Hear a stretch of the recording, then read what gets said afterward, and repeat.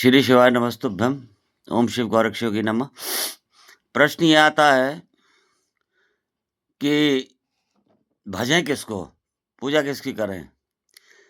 तो एक बड़ी कहावत है कि एक है साधे सब सधे सब साधे सब जाए। एक को साध लीजिए, मन करता है कि इस रूप की भी पूजा कर लें, इस रूप की भी पूजा कर लें। आपको जो अच्छा लगे, लेकिन सारी पूजाएँ अ, देवों के देव महादेव, आदि देव सांब सदाशिव को जाती हैं।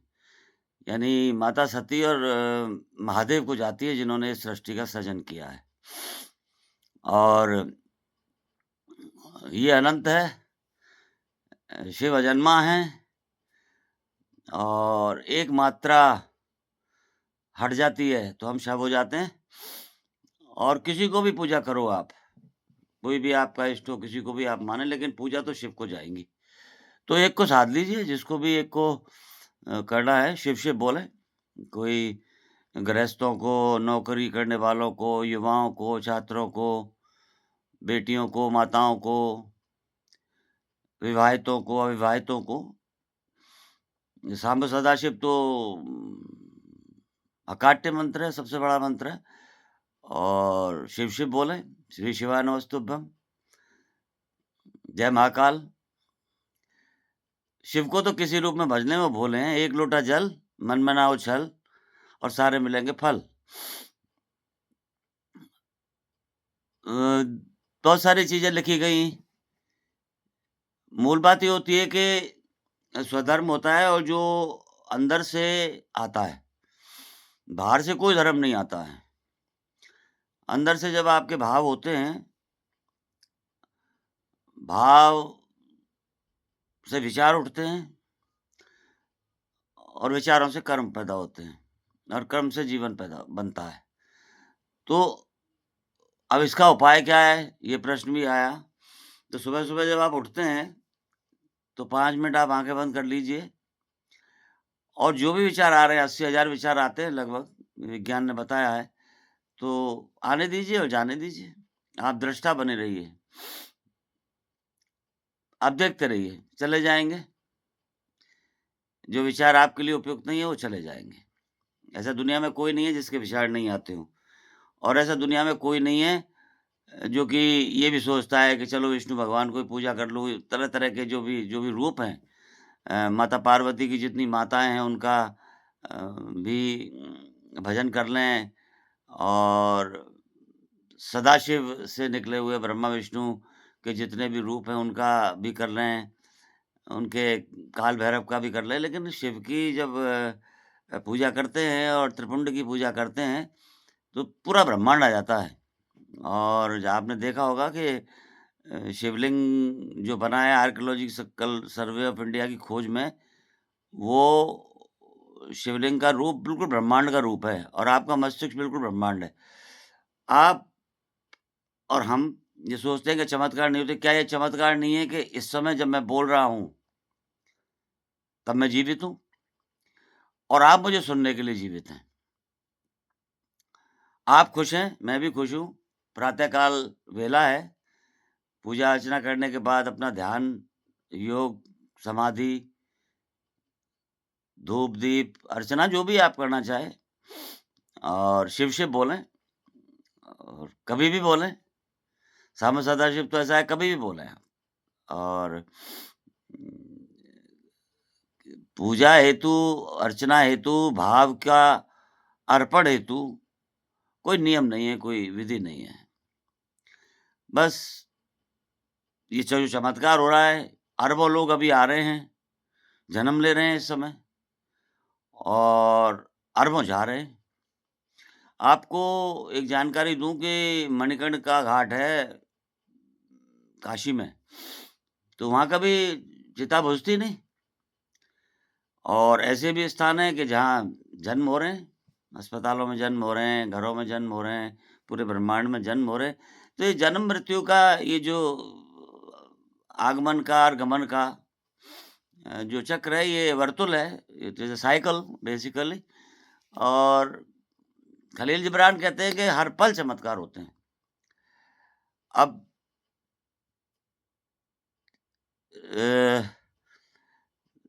पुण्य और पाप में केवल एक अंतर है कि आप अपने आप को खुश रखिए। दूसरे के बारे में विचार करने के लिए आपको बिल्कुल समय नहीं है। और किसी को कष्ट हो रहा हो, तो वो उसके कर्मों का फल है, उसके विचारों का फल है, उसके भावों का फल है।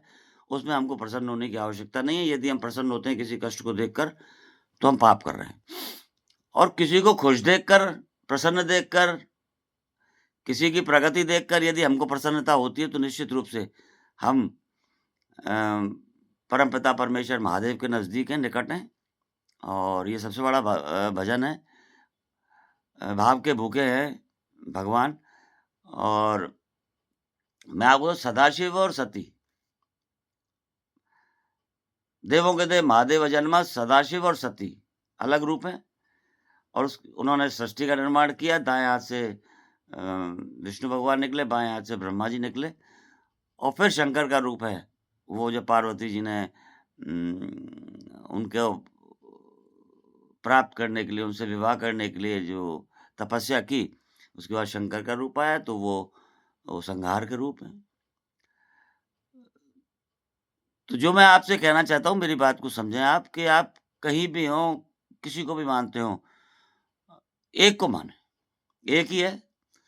चाहे वो अल्लाह है, गॉड है, जो भी मानने वाले हैं, और वो सारी पूजाएँ, सारी अर्चनाएँ, सारे भाव देवों के देव महादेव सदाशिव को पहुँचेंगी, जो कि अ, सृष्टि के निर्माण करने वाले और बड़े भोले हैं। सबको एक समान देखते हैं, सबको वरदान देते हैं। चाहे दानव हो, चाहे मानव हो। दानव या मानव विचारों से ही तो बनता है। चाहे गलत विचारों वाला हो, उसको भी देते हैं अगर भक्ति है तो, और अच्छे विचार वालों को तो देते ही हैं। तो भक्ति में बहुत शक्ति है, और भक्ति को सकारात्मक वो बना लेंगे। 3 पल, 3 घंटे, 3 दिन, 3 महीने, 3 पखवाड़े और 3 साल में हमारे किए हुए पुण्य का और हमारे किए हुए पाप का परिणाम हमें प्राप्त होता है। इसके ज़िम्मेदार हम हैं। प्रभु हमको, भोलेनाथ हमको, सांब सदाशिव हमको, महाकाल हमको, शंकर हमको, माता पार्वती हमको, जो हमारे लिए अच्छा है, वो निश्चित रूप से देने को तैयार बैठे हैं। हमें कोई माँगने की आवश्यकता नहीं है, हमें तो समर्पण की आवश्यकता है कि हम उनको समर्पण कर दें कि हे प्रभु, आप जैसे रखें वैसे रहेंगे, आप जो बुलवाएँगे बोल देंगे, आप जो करवाएँगे कर देंगे। और ये ताकत, ये जो समर्पण की शक्ति है, ये ताकत आएगी भक्ति से, मौन से, एकांत से, साधना से, योग से। और एकांत में बैठ जाइए, आने दीजिए, विचारों को जाने दीजिए, विचारों को दृष्टा बनिए। श्री कृष्ण ने गीता में बहुत बड़ी अच्छी बात कही कि गीता को सन्यास कहा गया है। तो जो परमहंस हुए, चाहे वो रामकृष्ण परमहंस हुए, चाहे वो ओशो हुए, चाहे महात्मा बुद्ध हुए, महावीर हुए, दयानंद सरस्वती हुए, विवेकानंद हुए, खलील जिब्रान हुए, और जीसस हुए, मोहम्मद साहब हुए, जो भी लाओ त्से हुए, कन्फ्यूशियस हुए, जितने भी विचारक हुए, खलील जिब्रान हुए, जितने भी विचारक हुए, वो सब परमहंस हो गए। उन्होंने उस परमपिता परमेश्वर की आत्मा को प्राप्त कर लिया, परमात्मा से मिलन कर लिया। इस आत्मा से, यहीं परमात्मा है। एक हास्य विनोद करते हैं कई बार भोलेनाथ, कि अरे मैंने बना के अब मैंने बनाना बंद, ये सृष्टि का निर्माण करना बंद कर दिया, ये मानव योनि मुझे कहीं भी ढूँढ लेगी। तो उनको राय दी गई कि वो आपके इनके अंदर ही प्रवेश कर जाइए। तो परमात्मा हमारे अंदर है, हमें उसे जागृत करना है, एक दीपक है, उसे हमें जलाना है, आत्मा से परमात्मा का मिलन करना है। हम एक किरण मात्र हैं, अगले पल का भरोसा नहीं, लोग पता नहीं क्या-क्या योजनाएँ बनाते हैं। हमारी योजनाएँ, हम तो ये कहते हैं कि हम आपको सभी को हमारी राह है, आप माने ना माने, कि आप समर्पण कर दें प्रभु को, भोलेनाथ को, और आपको जो आप चाहते हैं, वो आप देने को तैयार बैठे हैं। हम बूँद हैं, वो महासागर हैं। बूँद से 1 लोटा जल क्यों माँगते हैं? बूँद से महासागर से मिलने की बात करें। और यही हमारी समाधि, हमारे ध्यान से समाधि की यात्रा है ये जीवन। और इस जीवन को प्रसन्नता से, प्रेम से, खुशी से, प्रत्येक जीव से, सृष्टि के प्रत्येक जीव से, जो सदाशिव ने पैदा किए हैं इस दुनिया में, तो उसमें उन सभी से हमको प्यार करना चाहिए, पंच तत्वों को प्यार करना चाहिए, अग्नि तत्व को, जल तत्व को, वायु तत्व को, आकाश तत्व को, भूमि तत्व को। तो मेरा यही कहना है कि 2 पल का जीवन है, इसे प्रेम से ही जाना तो है ही, रिटर्न टिकट तय है, जाना तो है ही। ये देह को त्याग करना है, आत्मा तो अजर अमर है और उनकी मर्ज़ी और भोले की फौज और करती है मौज और कर रही है मौज और श्री शिवाय नमस्तुभ्यं, जय श्री महाकाल, ओम पार्वती पतये नमः, ओम पशुपतये नमः। पशुओं के भी नेपाल में मंदिर है, पशुपतये नमः, पशुओं के भी। वो तो सारे सबके पिता हैं, परमपिता परमेश्वर अजन्मा है और मैं या हम लोग किसी भी इस तरीके के विवाद में नहीं पड़ते। जो जिस मार्ग से जा रहा है, मार्ग तो वही है ना, जाना कहाँ है? मार्ग तो वही है। जाना तो सदाशिव के पास ही है, पर आत्मा को परमात्मा के पास जाना है। अब निर्णय ये करना है कि कैसे जाना है। हम तो ये मान के चलते हैं कि जब हम अपना तर्पण कर आए तो अर्पण, तर्पण और समर्पण ये तीनों चीज़ें हो गई। ना हमको प्रसिद्धि का शौक है, ना हमको कोई बहुत अधिक शिष्य बनाने का वो है। हम अपने आश्रम में पूजा में मग्न रहते हैं, जितनी हो जाती है वो कराते हैं, जो वो कराएँगे वो होगा। हम अकर्ता हैं। यही गीता में श्री कृष्ण ने कहा है अर्जुन को कि तुम अकर्ता हो, करने वाले कुछ नहीं हो। जब किसी से साक्षात्कार कराया था जो देख रहा था युद्ध को, तो उससे पूछा कौन युद्ध कर रहा था? कि वो सुदर्शन चक्र चल रहा था।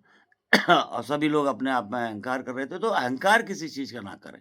अहंकार शक्ति का नहीं, बल का नहीं, धन का नहीं, प्रभु ने दिए सारे मणि और सबसे बड़े मणि तो मानव देह है जो वो स्वयं विदे हैं और आप हमको दिए।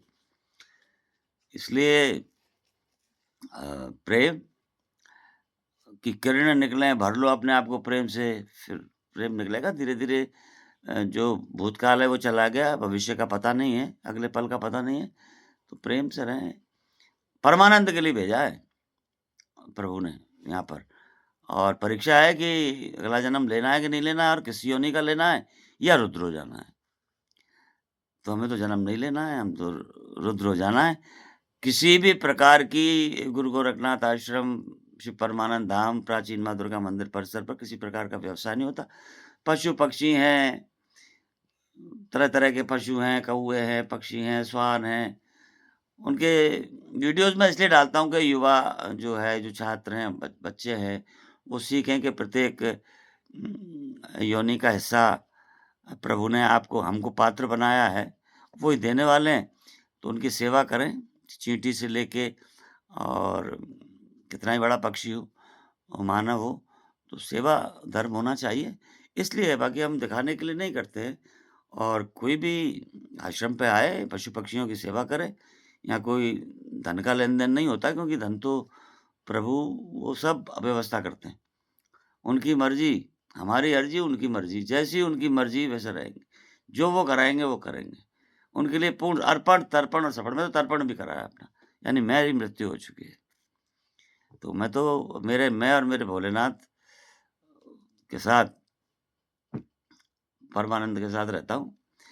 सबसे प्रेम है, ब्रह्मांड के कण-कण से प्रेम करते हैं और सभी की मंगल कामनाएँ करता हूँ और महाशिवरात्रि आ रही है। अच्छा शानदार, बढ़िया, अच्छे ढंग से अपने भाव से सभी जहाँ हैं जैसे पूजा करें और उसको उसको भजें, उसका ध्यान करें और उसको समर्पण कर दें इस महाशिवरात्रि को कि हे प्रभु आपको समर्पण, जैसा आप चलें। हमको सबसे बड़ी बात ये है कि हमको जीना नहीं आया, तो फिर मरना कैसे आएगा? और मोक्ष कोई बार-बार नहीं है, मोक्ष तो मोह से मोह और क्षय से क्षय, मोह का क्षय कर दें, प्रभु को समर्पण कर दें। जो भोलेनाथ करेंगे, जो सांब सदाशिव करेंगे, जो देवों के देव महादेव करेंगे वो होगा और मैं योगी देवेंद्र नाथ आपके लिए मंगल कामनाएँ करता हूँ, शुभकामनाएँ देता हूँ।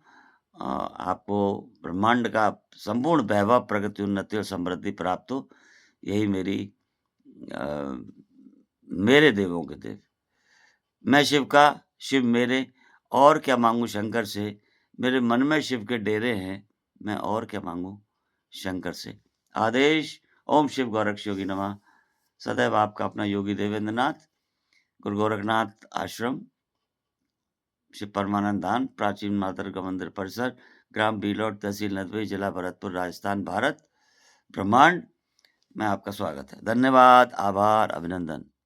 आपका प्रत्येक पल मंगलमय, शिवमय और सुखमय हो।